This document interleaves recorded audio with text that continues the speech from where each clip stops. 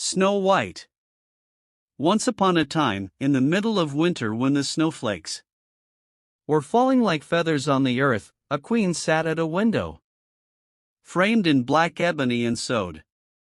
And as she sewed and gazed out to the white landscape, she pricked her finger with the needle.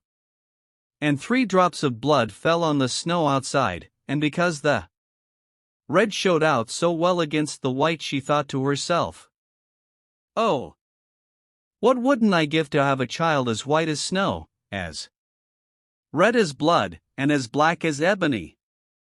And her wish was granted, for not long after a little daughter was born to her, with a skin as white as snow, lips and cheeks as red as blood, and hair as black as ebony. They called her Snow White. And not long after her birth the queen died. After a year the king married again. His new wife was a beautiful woman, but so proud and overbearing that she couldn't stand any rival to her beauty. She possessed a magic mirror, and when she used to stand before it gazing at her own reflection and ask, "Mirror, mirror, hanging there, who in all the land's most fair?" it always replied, "You are most fair, my lady queen. None fairer in the land, I ween." Then she was quite happy, for she knew the mirror always spoke the truth. But Snow White was growing prettier and prettier every day, and when she was 7 years old she was as beautiful as she could be, and fairer even than the queen herself. One day when the latter asked her mirror the usual question, it replied, "My lady queen, you are fair, 'tis true, but Snow White is fairer far than you." Then the queen flew into the most awful passion, and turned every shade of green in her jealousy. From this hour she hated poor Snow White like poison, and every day her envy, hatred, and malice grew, for envy and jealousy are like evil weeds which spring up and choke the heart. At last she could endure Snow White's presence no longer, and, calling a huntsman to her, she said, "Take the child out into the wood, and never let me see her face again. You must kill her, and bring me back her lungs and liver, that I may know for certain she is dead."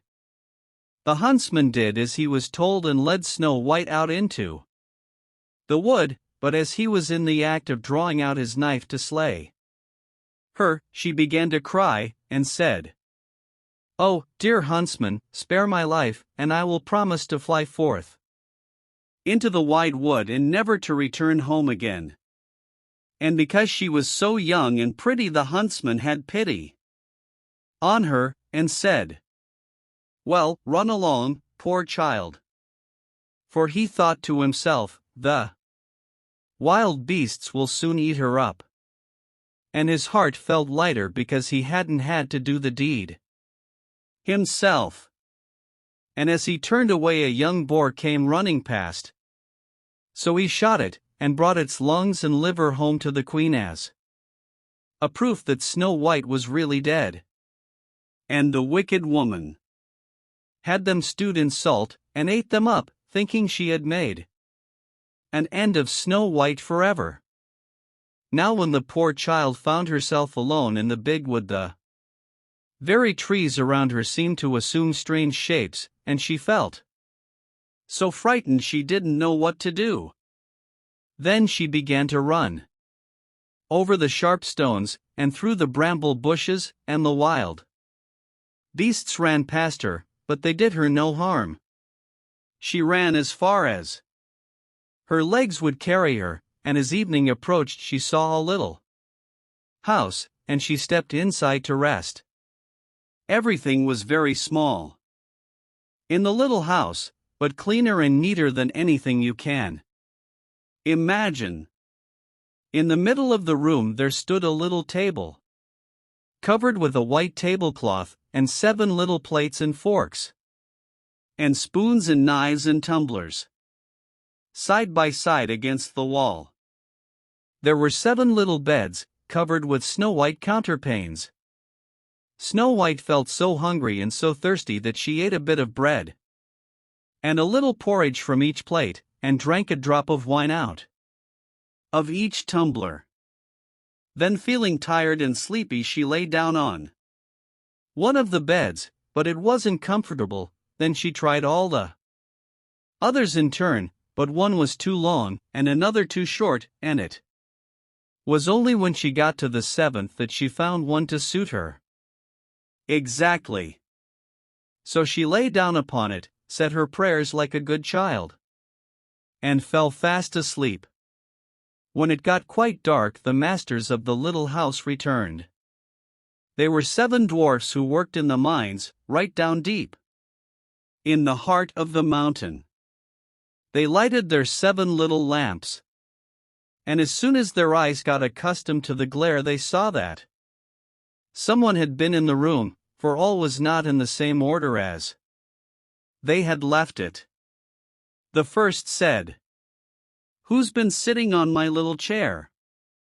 The second said, "Who's been eating my little loaf?" The third said, "Who's been tasting my porridge?" The fourth said, "Who's been eating out of my little plate?" The fifth said, "Who's been using my little fork?" The sixth said, "Who's been cutting with my little knife?" The seventh said, "Who's been drinking out of my little tumbler?" Then the first dwarf looked round and saw a little hollow in his bed, and he asked again, "Who's been lying on my bed?" The others came running round, and cried when they saw their beds, "Somebody has lain on ours too." But when the 7th came to his bed, he started back in amazement, for there he beheld Snow White fast asleep. Then he called the others, who turned their little lamps full on the bed, and when they saw Snow White lying there, they nearly fell down with surprise. "Goodness gracious," they cried, "what a beautiful child!" And they were so enchanted by her beauty that they did not wake her, but let her sleep on in the little bed. But the 7th dwarf slept with his companions 1 hour in each bed, and in this way he managed to pass the night. In the morning Snow White awoke, but when she saw the 7 little dwarfs she felt very frightened. But they were so friendly, and asked her what her name was in such a kind way, that she replied, "I am Snow White." "Why did you come to our house?" continued the dwarfs. Then she told them how her stepmother had wished her put to death, and how the huntsman had spared her life, and how she had run the whole day till she had come to their little house. The dwarfs, when they had heard her sad story, asked her, "Will you stay and keep house for us, cook, make the beds, the washing, sew and knit? And if you give satisfaction and keep everything neat and clean, you shall want for nothing." "Yes," answered Snow White, "I will gladly do all you ask." And so she took up her abode with them. Every morning the dwarfs went into the mountain to dig for gold, and in the evening, when they returned home, Snow White always had their supper ready for them. But during the day the girl was left quite alone, so the good dwarfs warned her, saying, "Beware of your stepmother. She will soon find out you are here, and whatever you do, don't let anyone into the house." Now the queen, after she thought she had eaten Snow White's lungs and liver, never dreamed but that she was once more the most beautiful woman in the world. So stepping before her mirror, one day she said, "Mirror, mirror, hanging there, who in all the land's most fair?" And the mirror replied, "My lady queen, you are fair, 'tis true, but Snow White is fairer far than you." Snow White, who dwells with the 7 little men, is as fair as you, as fair again?" When the queen heard these words, she was nearly struck dumb with horror, for the mirror always spoke the truth, and she knew now that the huntsman must have deceived her, and that Snow White was still alive. She pondered day and night how she might destroy her, for as long as she felt she had a rival in the land, her jealous heart left her no rest. At last she hit upon a plan. She stained her face and dressed herself up as an old peddler wife, so that she was quite unrecognizable. In this guise she went over the 7 hills, till she came to the house of the 7 dwarfs. There she knocked at the door, calling out at the same time, "Fine wares to sell, fine wares to sell."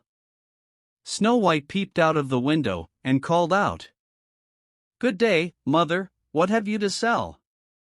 "Good wares, fine wares," she answered, "laces of every shade and description," and she held one up that was made of some gay colored silk. "Surely I can let the honest woman in," thought Snow White, so she unbarred the door and bought the pretty lace. "Good gracious, child," said the old woman, "what a figure you've got! Come, I'll lace you up properly for once." Snow White, suspecting no evil, stood before her and let her lace her bodice up, but the old woman laced her so quickly and so tightly that it took Snow White's breath away, and she fell down dead. "Now you are no longer the fairest," said the wicked old woman. And then she hastened away. In the evening the 7 dwarfs came home, and you may think what a fright they got when they saw their dear Snow White lying on the floor, as still and motionless as a dead person. They lifted her up tenderly, and when they saw how tightly laced she was, they cut the lace in two, and she began to breathe a little and gradually came back to life. When the dwarfs heard what had happened, they said, "Depend upon it, the old peddler wife was none other than the old queen. In future you must be sure to let no one in if we are not at home." As soon as the wicked old queen got home, she went straight to her mirror, and said, "Mirror, mirror, hanging there, who in all the land's most fair?" And the mirror answered as before, "My lady queen, you are fair, 'tis true, but Snow White is fairer far than you.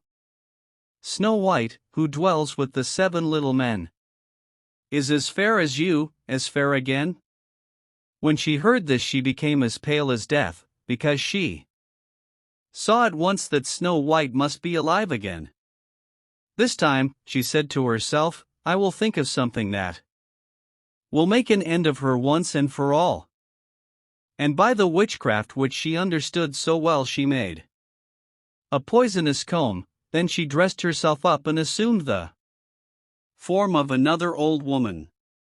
So she went over the 7 hills till she reached the house of the 7 dwarfs, and knocking at the door she called out, "Fine wares for sale." Snow White looked out of the window and said, "You must go away, for I may not let anyone in." "But surely you are not forbidden to look out," said the old woman, and she held up the poisonous comb for her to see. It pleased the girl so much that she let herself be taken in, and opened the door. When they had settled their bargain, the old woman said, "Now I'll comb your hair properly for you, for once in the way." Poor Snow White thought no evil, but hardly had the comb touched her hair than the poison worked and she fell down unconscious. "Now, my fine lady, you're really done for this time," said the wicked woman, and she made her way home as fast as she could. Fortunately it was now near evening, and the 7 dwarfs returned home. When they saw Snow White lying dead on the ground, they at once suspected that her wicked stepmother had been at work again, so they searched till they found the poisonous comb. And the moment they pulled it out of her head, Snow White came to herself again, and told them what had happened. Then they warned her once more to be on her guard, and to open the door to no one. As soon as the queen got home, she went straight to her mirror and asked, "Mirror, mirror, hanging there, who in all the land's most fair?" And it replied as before, "My lady queen, you are fair, 'tis true, but Snow White is fairer far than you. Snow White, who dwells with the 7 little men, is as fair as you, as fair again." When she heard these words, she literally trembled and shook with rage. "Snow White shall die," she cried, "yes, though it cost me my own life." Then she went to a little secret chamber, which no one knew of but herself, and there she made a poisonous apple. Outwardly it looked beautiful, white with red cheeks, so that everyone who saw it longed to eat it, but anyone who might do so would certainly die on the spot. When the apple was quite finished, she stained her face and dressed herself up as a peasant, and so she went over the 7 hills to the 7 dwarfs. She knocked at the door, as usual, but Snow White put her head out of the window and called out, "I may not let anyone in, the 7 dwarfs have forbidden me to do so." "Are you afraid of being poisoned?" asked the old woman. "See, I will cut this apple in half. I'll eat the white cheek and you can eat the red." But the apple was so cunningly made that only the red cheek was poisonous. Snow White longed to eat the tempting fruit, and when she saw that the peasant woman was eating it herself, she couldn't resist the temptation any longer, and stretching out her hand, she took the poisonous half. But hardly had the first bite passed her lips than she fell down dead on the ground. Then the eyes of the cruel queen sparkled with glee, and laughing aloud she cried, "As white as snow, as red as blood, and as black as ebony, this time the dwarfs won't be able to bring you back to life." When she got home, she asked the mirror, "Mirror, mirror, hanging there, who in all the land's most fair?" And this time it replied, "You are most fair, my lady queen. None fairer in the land, I ween." Then her jealous heart was at rest, at least, as much at rest as a jealous heart can ever be. When the little dwarfs came home in the evening, they found Snow White lying on the ground, and she neither breathed nor stirred. They lifted her up, and looked round everywhere to see if they could find anything poisonous about. They unlaced her bodice, combed her hair, washed her with water and wine, but all in vain. The child was dead and remained dead. Then they placed her on a bier, and all the 7 dwarfs sat round it, weeping and sobbing, for 3 whole days. At last they made up their minds to bury her, but she looked as blooming as a living being, and her cheeks were still such a lovely color, that they said, "We can't hide her away in the black ground." So they had a coffin made of transparent glass, and they laid her in it, and wrote on the lid in golden letters that she was a royal princess.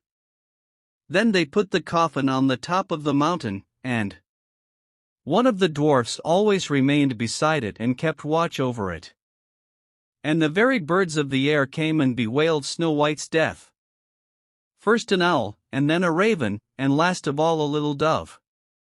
Snow White lay a long time in the coffin, and she always looked the same, just as if she were fast asleep, and she remained as white as snow, as red as blood, and her hair as black as ebony. Now it happened one day that a prince came to the wood and passed by the dwarf's house.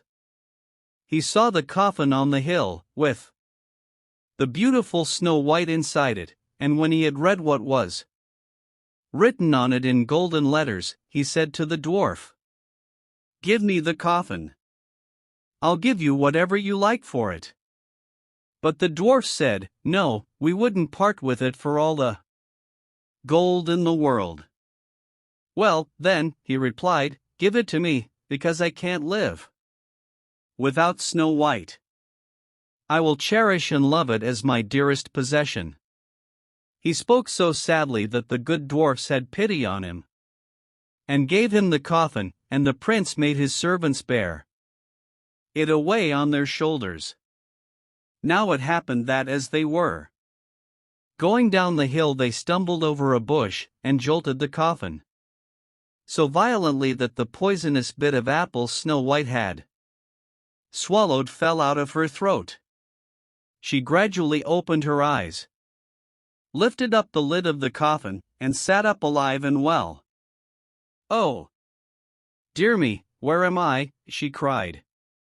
The prince answered joyfully, "You are with me," and he told her all that had happened, adding, "I love you better than anyone in the whole wide world. Will you come with me to my father's palace and be my wife?" Snow White consented, and went with him, and the marriage was celebrated with great pomp and splendor. Now Snow White's wicked stepmother was one of the guests invited to the wedding feast. When she had dressed herself very gorgeously for the occasion, she went to the mirror, and said, "Mirror, mirror, hanging there, who in all the land's most fair?" And the mirror answered, "My lady queen, you are fair, 'tis true, but Snow White is fairer far than you." When the wicked woman heard these words she uttered a curse, and was beside herself with rage and mortification. At first, she didn't want to go to the wedding at all, but at the same time, she felt she would never be happy till she had seen the young queen. As she entered, Snow White recognized her, and nearly fainted with fear, but red-hot iron shoes had been prepared for the wicked old queen, and she was made to get into them and dance till she fell down dead.